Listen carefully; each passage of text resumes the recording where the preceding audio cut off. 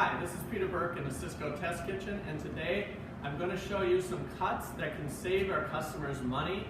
And with the high price of beef today, I want to show how with a little bit of butchery work that your customer can come out with $4, $5, $6 a pound steaks and products that they can use for roasting, for beef brochettes, for different cuts of that nature, but trying to show them opportunities to save money and grow profits.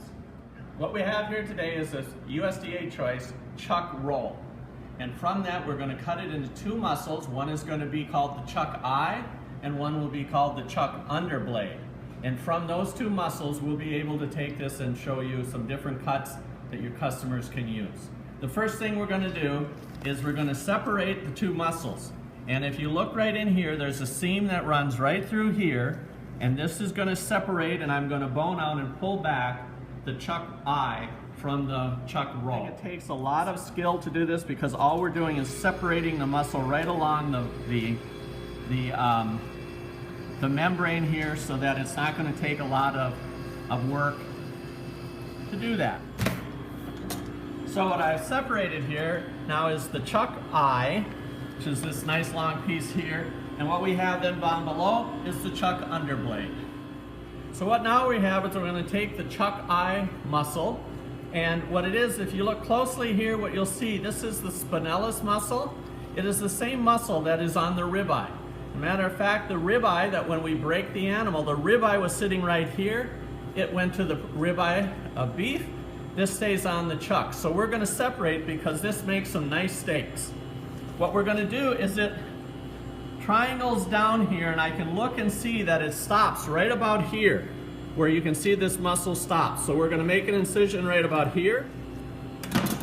And now from this muscle here, I can roast this and have a beautiful prime rib sandwich, or a ribeye sandwich you could mark it as. I can also cut it into steaks, and I'll show you here by cutting a few steaks of what it will be like if you were to do that. But this can be roasted really nice or cut into steaks. Right now what I can do is cut 1 ounce steaks, or 1 inch steaks, not 1 ounce. And I have a beautiful looking ribeye steak. What we have now, I've taken the remainder of that chuck roll muscle. This can be roasted for a pot roast, excellent to do that. Or what we're really going to do now is show you some other economical steaks that you can cut. First of all, I want to remove this muscle here. And this is just by cutting down here with a knife and almost just trimming and following again the seam that is here. It almost pulls off.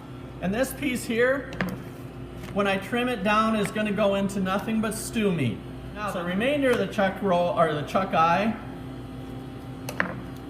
as I said earlier, I can roast it and make a lovely pot roast, or I can cut a cut that you can be able to market. It's called a boneless beef short rib, or a country style beef rib. And all I'm doing by that is taking my knife and cutting about 1 inch across, turning it over and taking that piece and just cutting that in half. So now I have some boneless beef country ribs. All right, we have taken the chuck roll and cut it up, and I just want to show again what we had here. Quickly, we're going to end up with the spinalis muscle, a nice roasting product that can do a lot of different items, or cutting it into steaks.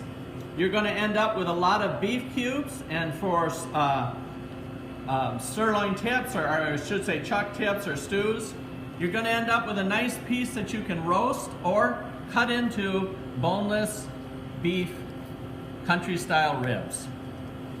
Now we're taking the underblade, and we have that on the table, and I'm going to show you quickly how to trim it down a bit and be able to come out with some steaks we call Denver steaks, also roasting products, and a muscle that is similar to a flank steak.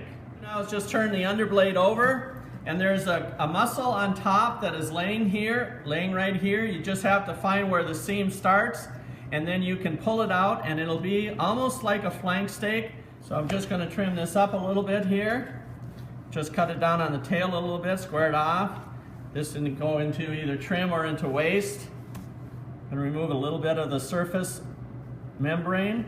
So here right now, if I take this, I have a really nice piece that looks like a flank, long, the grain is all running in one direction. I could take this, I can marinate it, then char grill it off and call it as a London broil steak, or I could just braise this or cut it into chunks too. But now there's one other thing that I have to remove on the top blade, and it's just some of the surface fat here. Now there is, after I trim it down, there is this one muscle sitting right here that you can just figure and see where it stops and almost get your finger underneath it and start separating it to find out where it is. And then we're just gonna cut that off, and then that can be used for a lot of other cuts. So again, we just trim this down, do a little surface trimming. Nice little roast that I can do. Similar to the other cut that looked like a flank steak. Now what we have is the last good part of the underblade, and I'm going to trim just a little bit off of this, but this is where we're going to cut what we call Denver steaks.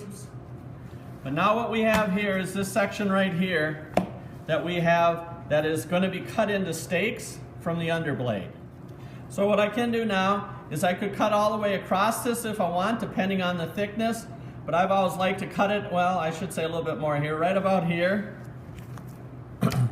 I can cut larger steaks out of here if I want, but what I'm going to do then is just turn it around. I'm just going to square this off a little bit.